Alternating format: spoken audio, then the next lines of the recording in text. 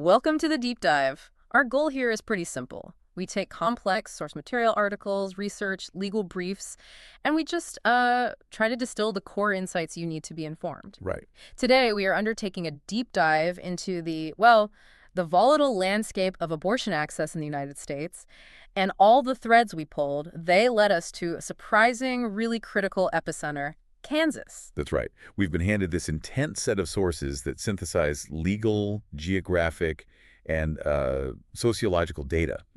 And our mission is really to trace this complex battleground, to understand the extreme challenges faced by people who provide legal reproductive health care. The front lines. Exactly. We're focusing on the history of violence and the shifting legal ground that has kind of ironically turned Kansas into this essential but also highly threatened regional safety net. And to really understand the cost, the intensity of this conflict, which has been going on for decades, we have to start with the starkest act. I mean, it was an act of domestic terrorism, the murder of Dr. George Tiller. On the last day of May 2009, Dr. Tiller was shot and killed point blank while he was serving as an usher at his church in Wichita. And it's so essential to have that context. Dr. Tiller wasn't just a provider. He was one of the very few doctors in the entire country who performed late terminations of pregnancy. Right. So he was drawing patients from all over the U.S., even internationally. His clinic in Wichita was, a lifeline for people who had nowhere else to turn. And that role, it put him directly in the crosshairs of anti-abortion extremists for decades. It did. The sources detail this long history of him being targeted. In 1993, he survived being shot in both arms by an activist. And he went back to work the next day. The very next day. His clinic had been firebombed years before that. So his murder wasn't just a crime, it was a really effective act of targeted violence that, sent a message to providers everywhere that they were physically vulnerable. Absolutely.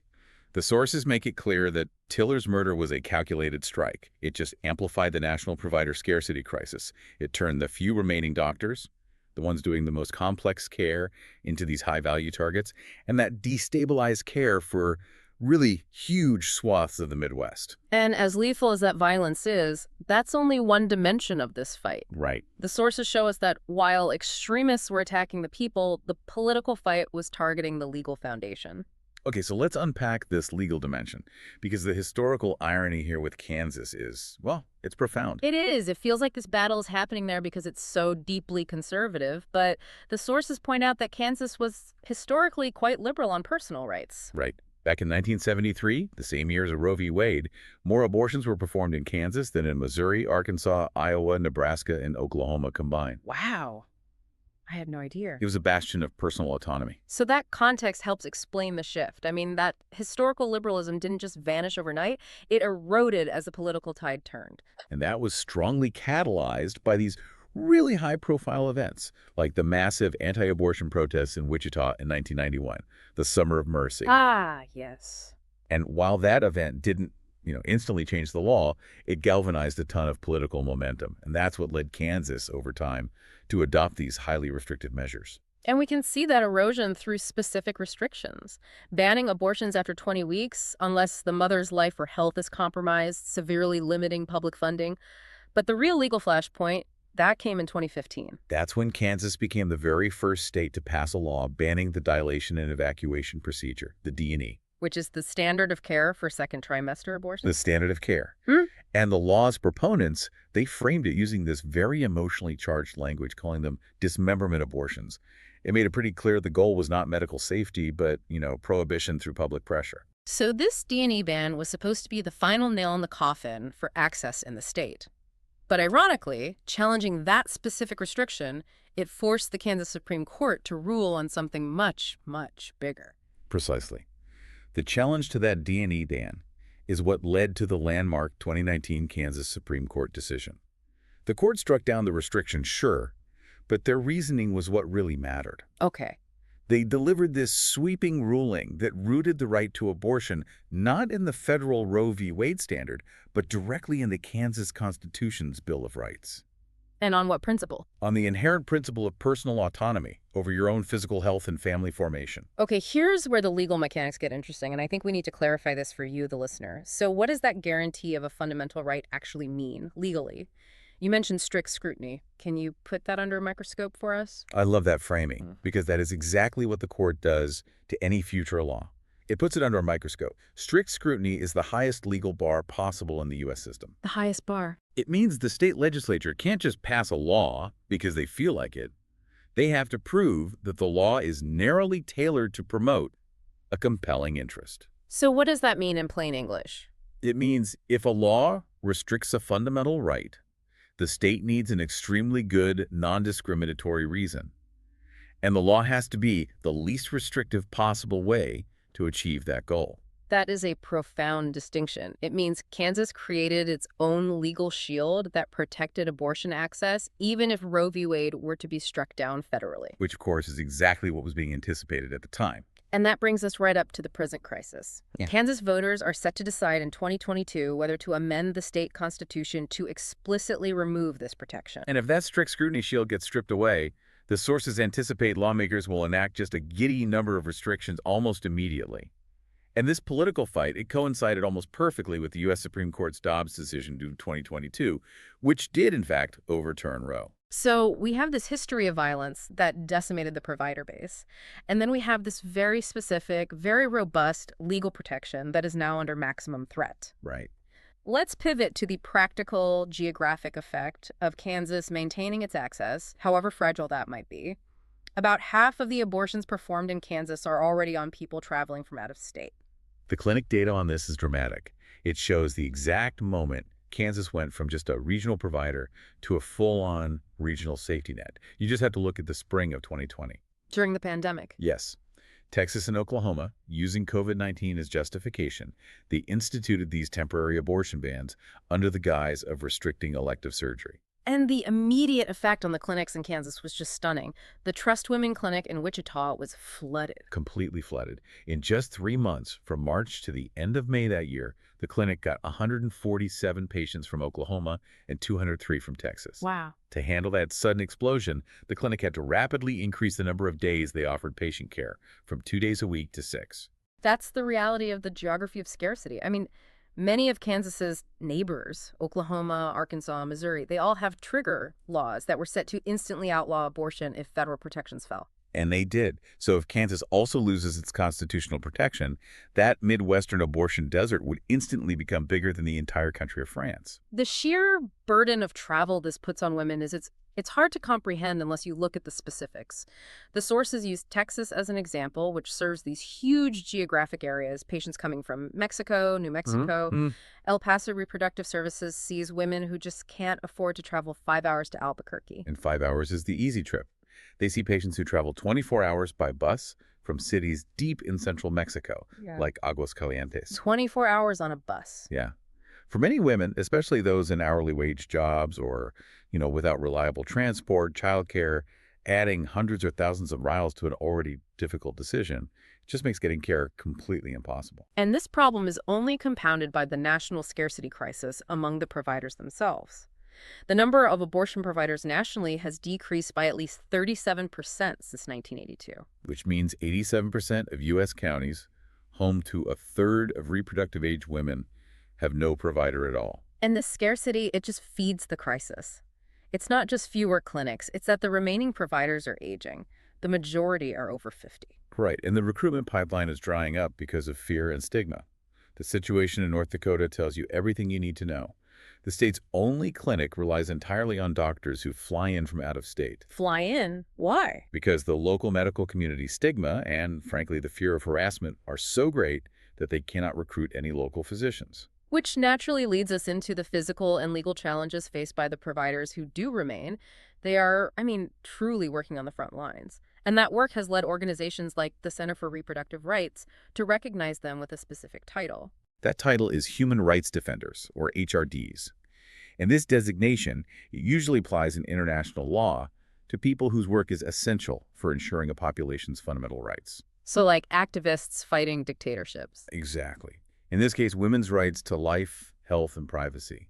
Here in the U.S., just providing legal health care puts these doctors and clinic staff in that same role. And these HRDs, they're operating under conditions of routine attack. Since 1977, the reported acts of violence against abortion providers exceed 5,800. We're talking about 8 murders and 17 attempted murders, alongside countless bombings and arsons, like the Alabama clinic that was arsoned in 1997. But the daily reality is this grinding intimidation. Yeah. The sources detail the routine environment.